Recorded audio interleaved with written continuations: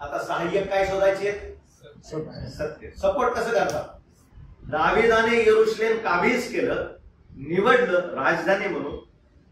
ह्याला सपोर्ट करणारे अजून कोणते कोणते वचन, अजून कोणते कोणते भाग त्या ठिकाणी आहेत? पुन्हा एकदा दुसरे शमूएल कितवा अध्याय? 5वा अध्याय, वचन 1 ते 10. ठीक आहे, त्यामध्ये लक्ष द्या. मुख्य सत्य झाल्यानंतर सहाय्यक कल्पना करा. इस्रायली लोकांनी दाविदासोबतची त्यांची कौटुंबिक जवळीक ओळख दाखवली व दाविदाकडे येऊन म्हणाले, पहा आपल्या हाडामासांचे आम्ही आहोत. बघा, सगळे आले, त्यांना समजलं हा कोण आहे? राजा आहे इस्रायलाचा. आता ओळख दाखवू लागले, आपण एकाच कशाचे आहोत. वाचा कुठेतरी वचन, 5वा अध्याय पहिलं वचन. मग इस्रायलचे सर्व वंश हेब्रोनात दाविदाकडे येऊन म्हणाले, पहा आम्ही आपल्या हाडामासाचे आहोत. का बरं आले? कारण शाऊल मेला, इशबोशेत पण मेला, अब्नेर पण मेला. आता इस्रायल एकटं पडलं. परंतु इथं यहुदा किंवा दावीद राजा इकडे होता हेब्रोनामध्ये. राजा म्हणून 7 वर्षापासून तिथं पहाणी करत होता. आता हे सगळे इस्रायल त्याच्याकडे गेले, इस्रायलचे लोक, आणि काय म्हटले?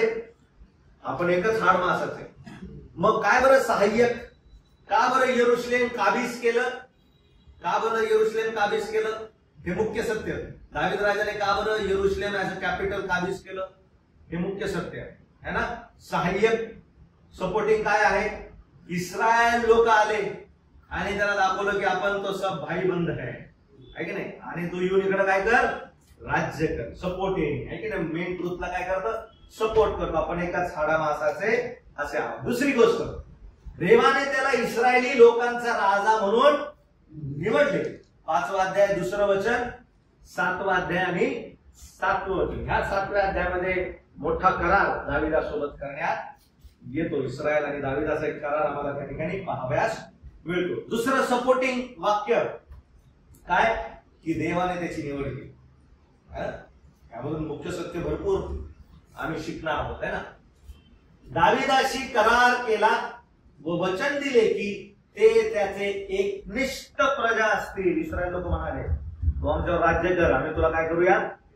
आम्ही तुझ्या सोबत राहूया. ठीक आहे. पुढं हेब्रोन येथे यहुदा वंशावर त्याने 7 वर्ष राज्य केले.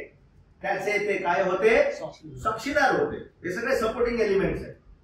शाऊल, इशबोशेत किंवा त्याचा मुलगा इशबोशेत, सेनापती अब्नेर यांचा दाविदाने आदर केलेला त्यांना कळालं आणि हे त्यांना आवडलं म्हणून त्यांनी त्याला त्या ठिकाणी स्थान दिले. हे शहर ताब्यात घेतल्यावर त्याला दाविदाचे नगर हे नाव देण्यात आले. City of David. आज पण त्याला त्याच नावाने ओळखलं जातं. बघा, दाविदाचे नगर म्हणून आहे ना. यरुशलेम म्हणून पण त्याला म्हणतात, पण प्रामुख्याने ते दाविदाचं काय झालं? नगर झालेलं आहे. आणि यरुशलेम असे नाव त्याला पडले. त्याला प्रथम सियोन पण म्हणतात किंवा म्हणत असे. आणि आता सियोन एक मोठं काय झालं? गड झाला है ना.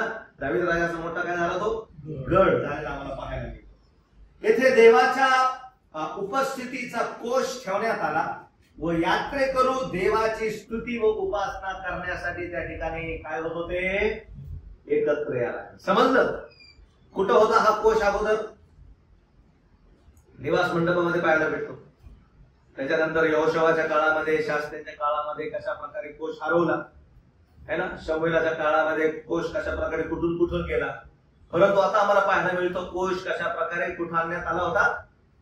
यरुशलेम मध्ये आणण्यात आला होता है ना. दावीद राजाने तयारी करून बैलगाडीची तयारी करतो, तिथे घेऊन येतो. परंतु बैलगाडीची ठोकर लागल्यामुळं तो कोश पडायला येतो. मग उजाची काय आपला हात लांब केला आणि तो तिथंच काय झाला? मृत्यू पावला. दावीद घाबरला आणि त्याने तो कोश कुठे ठेवला?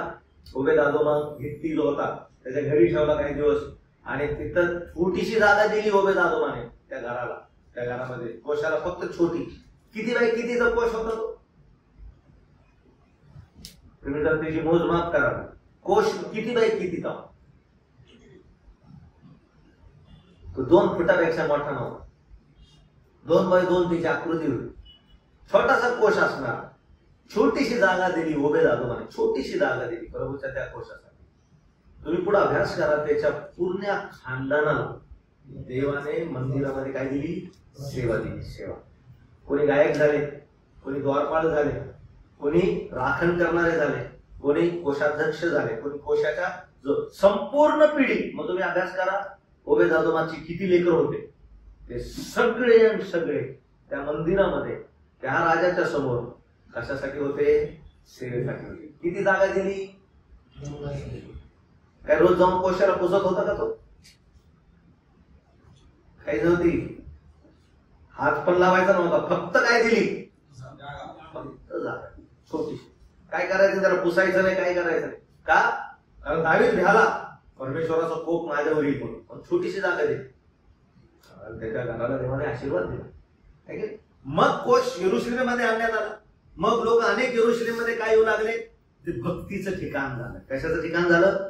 भक्ती. लोक आज पण सगळे सण सुदी त्या ठिकाणी साजरे करण्याकरिता कुठे येतात? यरुशलेम. सगळे हे काय आहेत? सहाय्यक सत्य आहे. ठीक आहे.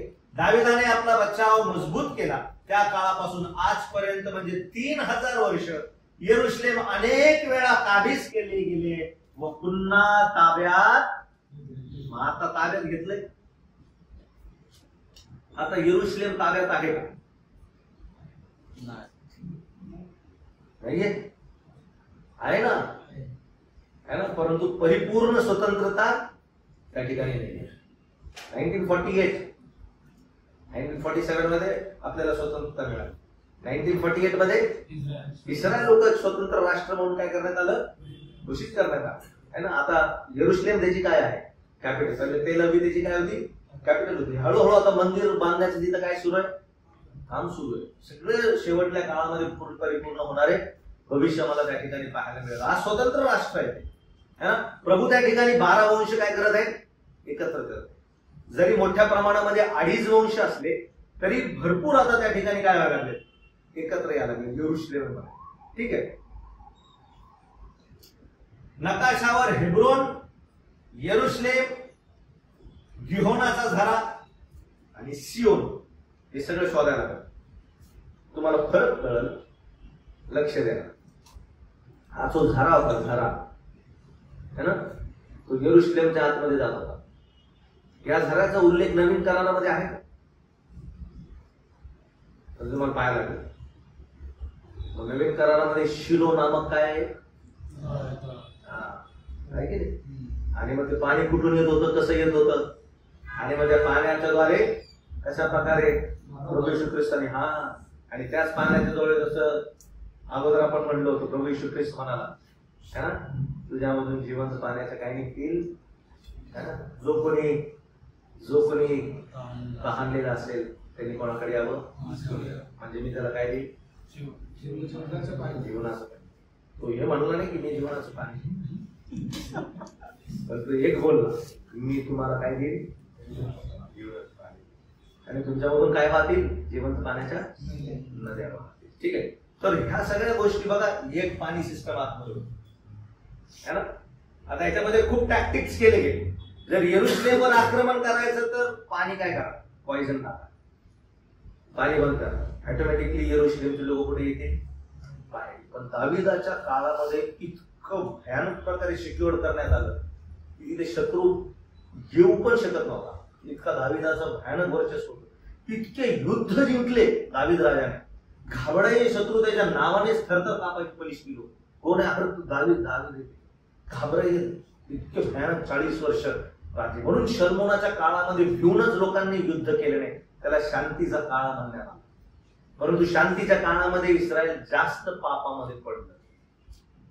सकाळी मी प्रशांत नाश्ता करतो, आमचं थोडस मेडिटेशन टाइम चालू. मग त्याला मी म्हटलं की एक विचार आमच्या बोलण्यामध्ये निघाला अशा प्रकारे की परमेश्वराने इस्रायल राष्ट्रामधून शत्रू काढले नाही, त्यांना तिथंच ठेवलं. आणि त्यांना हे सांगितलं की मी तुमच्यामधून जर शत्रू काढल तर तुम्ही युद्ध कला विसरता, म्हणून मी शत्रू काढणार जेणेकरून तुम्ही युद्ध कुशल. अजून पण बघा एवढंच आहे, पण सगळ्यांवर भारी. का?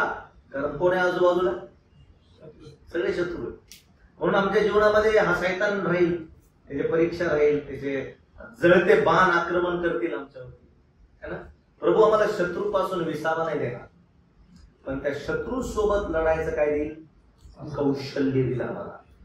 आणि ते केल्यानंतर एक योद्धा है ना प्रभूसाठी खरा कसा बनतो.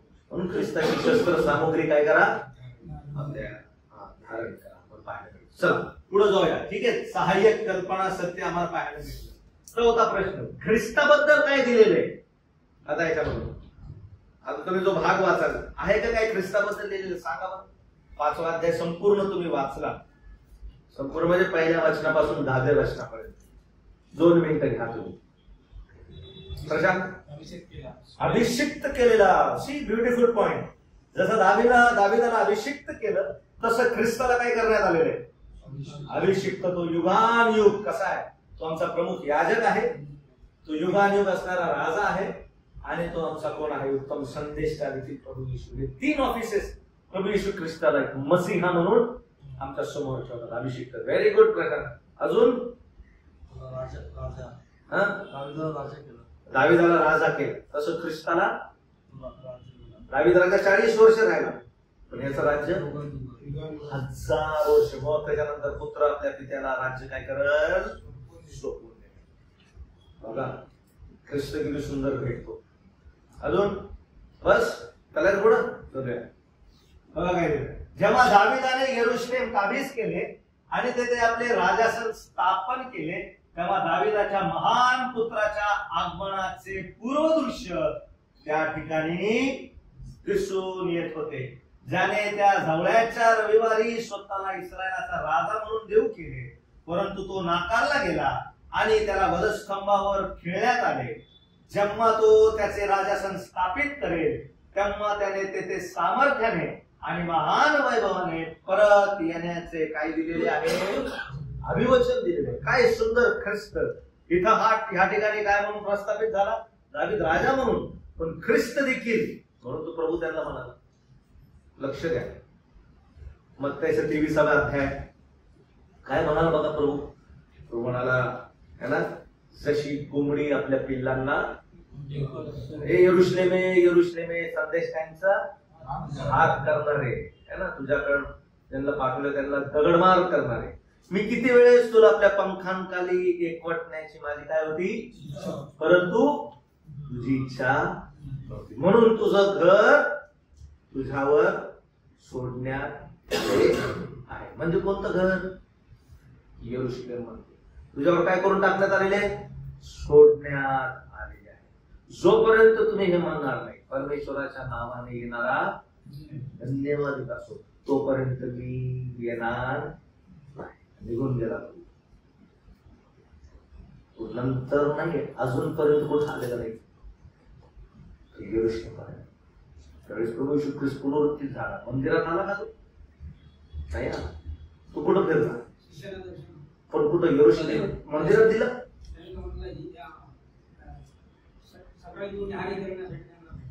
हो, पण मंदिरात भेटला कुठं? कधी रस्त्याच्या कडेला, कधी कब्रस्थानात, कधी समुद्राच्या किनाऱ्यावर, कधी खोलीमध्ये बंद असताना. पण मंदिरात आला का? नाही. ते खूप सुंदर अभिवचन आहे. प्रभू म्हणला तुमचं घर तुमच्यावर सोडलेले म्हणजे बघून घ्या. जोपर्यंत तुम्ही मला धन्यवाद परमेश्वराच्या नावाने म्हणणार तोपर्यंत मी तुमच्याकडे. अजून पण ख्रिस्त यरूशलेमेमध्ये नाही. कधी येणार आहे? मंडळी तर अगोदरच उचलण्यात येणार, परंतु त्याच्या 7 वर्षाच्या नंतर आम्हाला ख्रिस्त पाहाव्यास मिळेल. 1000 वर्ष यरूशलेमेसाठी त्या ठिकाणी येणार. त्यावेळेस आहे ना किती सुंदर ख्रिस्त त्या ठिकाणी प्रगट होणार आहे. अद्भुत आहे हा ख्रिस्त दाविदाच्या जीवनात. अजून काय आहे? चौथं. कितवा प्रश्न आपला? चौथा झाला. 5वा कोणता प्रश्न? संदर्भ आहे ना, रेफरन्स, क्रॉस रेफरन्स आहे का? या विषयाला क्रॉस रेफरन्स आहे का? काय विषय आपला? मुख्य सत्य काय आहे? 16. तर एवढं सांग. आपण काय अभ्यास करत आहोत? भूगोलचा अभ्यास. भूगोलचा अभ्यास कसा करायचा? How to study the geography of Bible. ठीक आहे. त्याच्यामधून आपण कोणता पॅसेज घेतला? दुसरे शमल्याचा 5वा अध्याय. किती प्रश्नांच्या द्वारे सोडवत आहोत? 7 प्रश्नांच्या द्वारे, आहे की नाही? पहिला प्रश्न कोणता आहे? पहिली पद्धत कोणती आहे? संदर्भ काय आहे की नाही? त्याच्यानंतर दुसरा प्रश्न काय होता? दुसरी पद्धत मुख्य सत्य. काय बरं मुख्य सत्य? नीतिमान नीतिमान मला वाटलं तो तर दुसऱ्या याच्यात आहे ना, इकडं कुठं समृद्ध होईल है ना? काय आहे? दावीद राजा काय होणार आहे? इस्रायलाचा राजा म्हणून प्रस्थापित होणार आहे. आणि कशा प्रकारे राजा झाल्यावर त्यांनी यरूशलेम काय केलं? आपली राजधानी म्हणून काबीज केली. हे काय आहे? मुख्य सत्य. आता बाकी जे आम्ही बघितले ते दुसरे काय होते? सहाय्यक सत्य होते. मग ख्रिस्त पाहिला आम्ही, हे की नाही? मग आता पाचवा. आता या मुख्य सत्याला सपोर्ट करणारे अजून क्रॉस रेफरन्स काय आहे? मग तो पाचवा आपला बायबल मधील शास्त्र वचनांचे इतर संदर्भ काय आहे? पिक्चर मध्येच मी काय काय दिलेलं आहे तुम्हाला. ते पिक्चर असेच नाही काढले बरं का. तो काय दिसतं तुम्हाला? दुसरे शमूएल 5:1-10 मध्ये काय पाहतो आम्हाला? त्याच्याशी जोडलेले काही परिच्छेद या ठिकाणी आहे की नाही? उत्पत्तीमध्ये बघा, यहुदाकडेच काय राहील? राजवेत्र राहील. त्याच्यापासून काही कोणी घेऊ शकणार नाही. अर्थ असा की मसीहा येईपर्यंत यहुदाचे वर्चस्व असेल, ज्याचा तो अधिकार आहे. राष्ट्रे त्याचे काय होतील? अज्ञात. म्हणून आज पण यहुदा वंश कसा आहे? त्या ठिकाणी मजबूत आहे. भविष्यवाणी आहे बघा. बाकी सगळे तित्तर बित्तर झाले, पण यहुदा वंश हा प्रभूने तित्तर बित्तर होऊ दिला नाही. अजूनही त्या ठिकाणी इस्रायलामध्ये प्रामुख्याने तो वंश आहे. दुसरं, पहिली इतिहास 28:4 मध्ये हे दाविदाचे विधान आहे. देवाने यहुदाला प्रमुख वंश म्हणून निवडले आणि स्वतःला इस्रायलाचा राजा म्हणून निवडले. ठीक आहे. दुसरे शमूएल 7 मध्ये दाविदाने एक करार केला, किंवा दाविदाचा करार आहे. असे म्हटले जाते की कारण देवाने त्याच्या वंशजाविषयी नाथान संदेश त्याच्याद्वारे सांगितले, जो तेथे देवाच्या नामासाठी घर बांधेल आणि देवाने निवडलेल्या भौगोलिक ठिकाणी त्याचे राजासन कायमचे प्रस्थापित करण्याचे वचन दिले आहे. तेथे शल्मोन राजाने नंतर काय बांधले? मंदिर बांधले. बघा, नाथान संदेश घेऊन त्या ठिकाणी दाविदासोबत करार करतो. तू कशा प्रकारे मंदिर तू बांधणार नाही, पण तू कोण बांधणार आहे? तुझा पुत्र शल्मोन या ठिकाणी काय बांधणार? मंदिर बांधणार आहे. त्या ठिकाणी करार करण्यात आला. कारण इथूनच युगानुयुग असणारं तुझं राज्य आणि तुझी राजगादी परमेश्वराने काय केलेली आहे? ठरवलेली आहे. हा करार दाविदासोबत त्या ठिकाणी करण्यात आला. काय शोधायला लागलो आम्ही? संदर्भ, रेफरन्स, जे कशाला सपोर्ट करत आहे? मुख्य सत्य. काय मुख्य सत्य? दावीद इस्रायलाचा काय होतो? राजा होतो, है की नाही? आणि त्याची गादी कशी आहे? युगानुयुग असणारी गादी आहे, है की नाही? म्हणून आज पण यहुदा वंश इस्रायलामध्ये कसा आहे?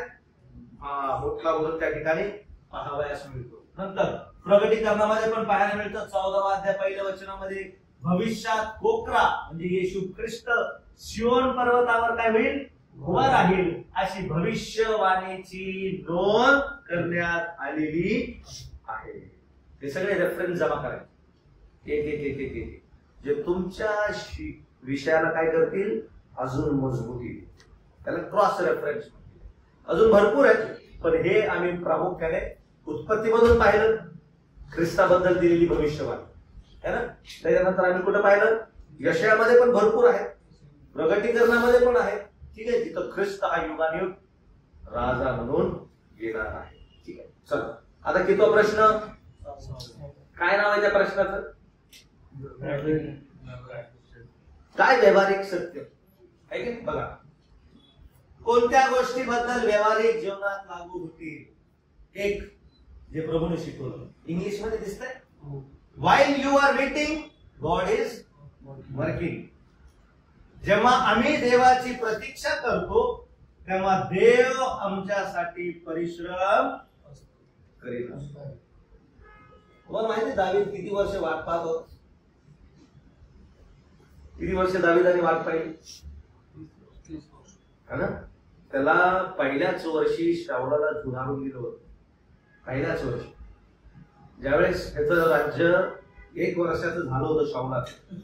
त्याच्यानंतर देवाने शाऊलाला सांगितलं, उठ, कुपीमध्ये तेल भर आणि कुठं जा, इशायाच्या घरी जा आणि त्याच्या मुलांपैकी एका मुलाला काय कर, कधी सांगितलं माहितीये का? शाऊलाचं बस 1 वर्ष संपलं होतं, तेव्हाच देवाने त्याला काय करून टाकलं होतं, नापसंत करून टाकलं. मग देवाने शमूएलला सांगितलं, पहा मी माझ्या मनासारखा राजा शोधून काढलेला आहे. गेला तो आणि अभिषेक करतो कोणाला, दावीदाला. त्यावेळेस दावीद 17-18 वर्षाचा होता. किती वर्ष वाट पाहिजे सांगा. शाऊल राजा किती वर्ष राजा होता? 1 वर्ष. इथंच तुम्ही चुकले. किती वर्ष राज्य केलं त्यांनी? शाऊल राजा किती वर्ष राजा होता? हा, व्हेरी गुड क्वेश्चन. बोल बोल से 40 वर्ष. समजलं किती वर्ष राजा होता? 40 वर्ष. शाऊल राजाच्या पहिल्याच वर्षी काय करण्यात आलं दावीदाला? अभिषेक करण्यात आला. मग दावीद राजा किती वर्षानंतर राजा झाला? 39. किती वर्ष वाट पाहिली? समजलं मी काय म्हटलं? कधीच गेलं डोक्यामध्ये आहे की नाही? पहिल्याच वर्षी गायब है ना. 39 वर्ष दावीद कसा होता? शांत. कधी सेनापती म्हणून भरती झाला, कधी सैनिक म्हणून भरती झाला, गल्ला त्याला मारला, सगळं करत गेला. म्हणजे देव हळूहळू दावीदाला काय करत गेला? 1 दिन में नहीं बनाया उसको राजा, शाऊल बना 1 दिन में राजा. हा, म्हणजे काय आपला विषय? वेटिंग है ना. अनेक वेळेस आम्ही गडबड करतो. Waiting on the lord. प्रभू काम करत होता दावीदासाठी. काय परिस्थिती तयार केली, जिथं कुठं गेला. असा एक पण नाही की शत्रू की त्याच्याकडून दावीद हरून दावीदाला लय मारलं असं तुम्हाला वाचायला भेटणार. खूप मारलं, मेल्यासारखं मारलं, दावीद रडत बसला मारल्यानंतर, कधीच नाही, की नाही. खूप सुंदर चित्र प्रभू आमच्या समोर ठेवतो. दावीदाने वाट पाहिली, काय काय युद्ध करत गेला. 16 वर्षाचा असताना तिथे गेला, जेवण घेऊन गेला भावांसाठी. एक गल्ला झाला, मारला, तिथंच राजा केला असतं का, आहे की नाही. पण नाही, वाट पाहत गेला. मग वाद्य वाजवणारा म्हणून गेला, मग सैनिक म्हणून गेला, डबेवाला म्हणून गेला, काय काय म्हणून गेला, काय काय म्हणून गेला. म्हणजे किती वर्ष काय पाहिजे. प्रभू आमच्या जीवनामध्ये ज्यावेळेस आकार देतो, आम्हाला अनेक वेळेस वाटतं की प्रभू माझ्या जीवनामध्ये गडबड करायची नाही, घाई करायची. अति घाई संकटात नाही. Those who are in Hari they are never in the will of God. जे नेहमी घाईमध्ये असतात ना, ते देवाच्या इच्छेमध्ये कधी नसतात. प्रभूने खूप मोठा धडा या ठिकाणी शिकवला. कोणत्या गोष्टी व्यावहारिक जीवनात लागू होतील. एक पर्सनली ही गोष्ट आम्ही शिकलो. पण बघा, धीराने परमेश्वराच्या मार्गदर्शनाची काय पहा, वाट. मग उत्तर द्या, धीर कधी उत्पन्न होतो? अच्छा, याकोबाच्या पहिल्याच अध्यायामध्ये सांगितलेले काय केल्याने धीर उत्पन्न होतो. तुमचं परीक्षेत,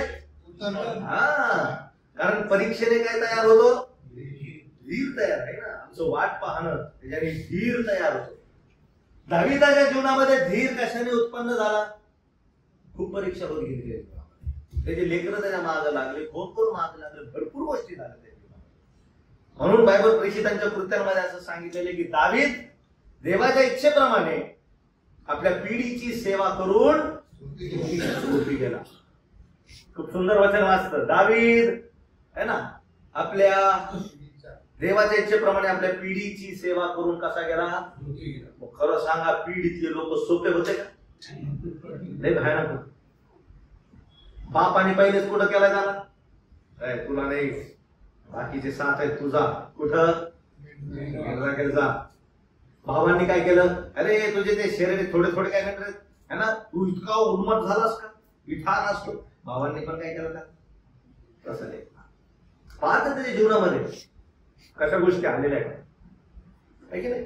सगळ्यांनी त्याची पिढी भयानक आहे. त्याच्या मुलीवर प्रसंग करण्यात आला, त्याच्या लेकरांवर प्रसंग भयानक झाले. सोपं नव्हतं. त्याच्या जीवनामध्ये भयानक पापाने शिरकाव केला. या सगळ्या परिस्थितीमध्ये बायबल सांगतं, त्याच्याबद्दल साक्ष देतं, देवाच्या इच्छेप्रमाणे आपल्या पिढीची सेवा करून,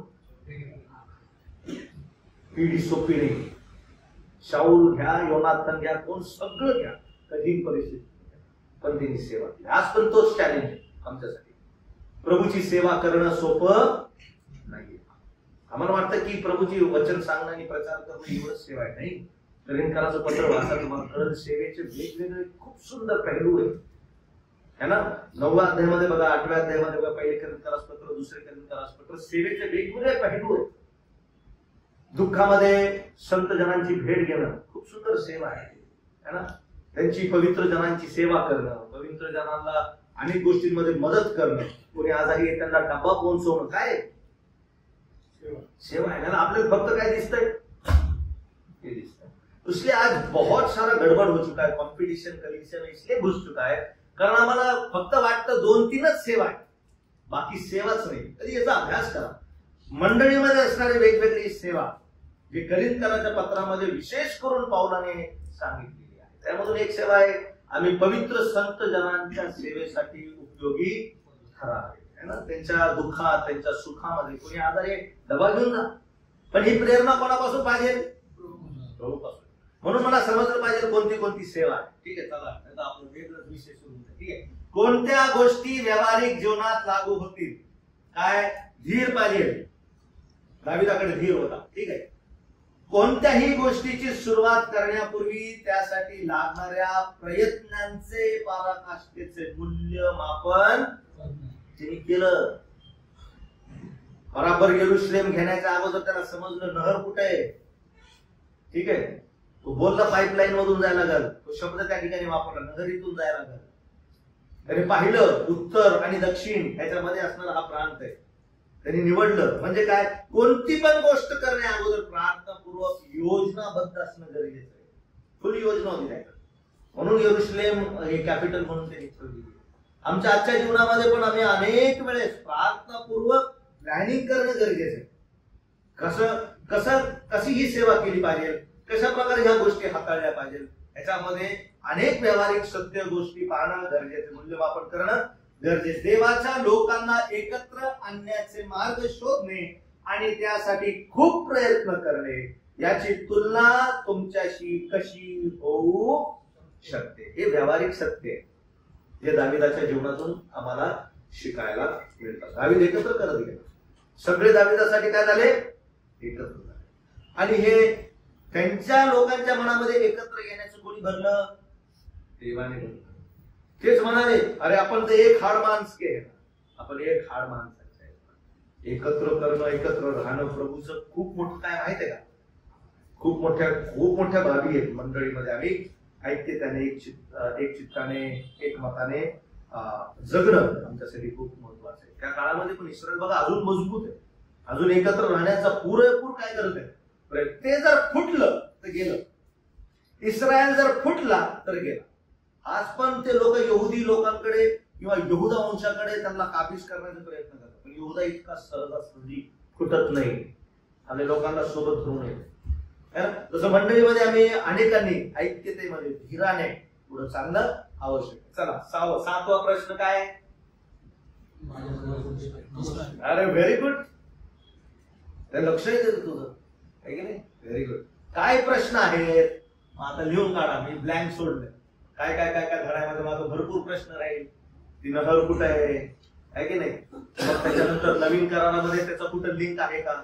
मग तुम्हाला गिहोनाचा झाडा शोधायला लागेल तुम्हाला मॅप मध्ये, तो दिसतो का? ठीक आहे. मग त्या गिहोनाच्या ओहळ्यामध्ये अजूनपर्यंत पाणी आहे का? प्रभू येशू ख्रिस्ताच्या टाइम मध्ये ते पाणी होतं का? यरुशलेम त्या काळामध्ये जसं तटबंदीचं नगर होतं, आज पण तसं ते आहे का? या सगळ्या गोष्टी प्रश्नांच्या द्वारे अभ्यास करणं गरजेचं आहे. काय काय प्रश्न तुम्ही त्यामध्ये टाकू शकता. प्रभू येशू ख्रिस्त कधी येणार आहे? प्रभू येशू ख्रिस्त येण्याचा कालखंड ह्या लोकांना समजून सांगितलेला आहे ना? आणि आल्यानंतर तो राजा म्हणून 1000 वर्ष कुठं राज्य करणार आहे? पृथ्वीवर करणार आहे का स्वर्गात करणार आहे? ठीक आहे. अशा अनेक प्रश्न तुम्ही विचारू शकता. काय निष्कर्ष आहे या धड्यात आपण पाहिले आहे.